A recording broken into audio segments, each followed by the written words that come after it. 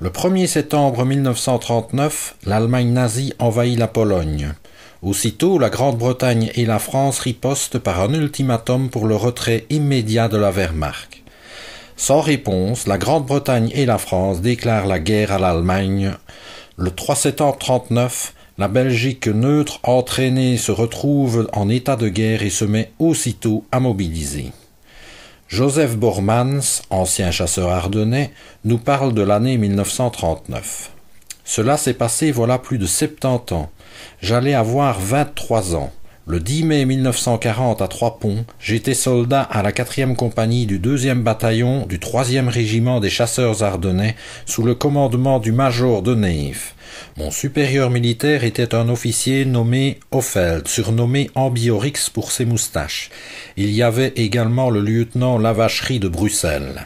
Le QG de la 4e compagnie se trouvait à Basbo 2.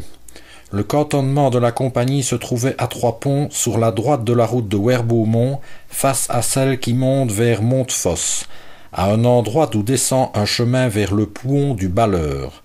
J'ai été mobilisé une première fois en 1938 à Viensalm, où j'ai reçu mon instruction. Une seconde fois en 1939, en même temps que mon frère, lors de l'entrée en état de guerre de la Belgique. J'ai été tout d'abord sur le plateau des Tailles à Dinée, puis à Salm-Château et enfin à Trois-Ponts. Les hommes de la 4e compagnie étaient devenus camarades. Mon meilleur souvenir est mon passage à Salm-Château. C'étaient de braves gens. À Trois-Ponts, ce n'était pas pareil.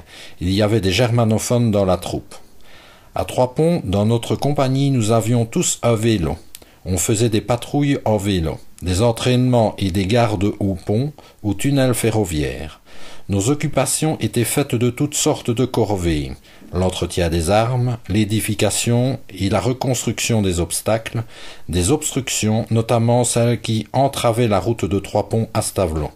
Cette route avait été minée.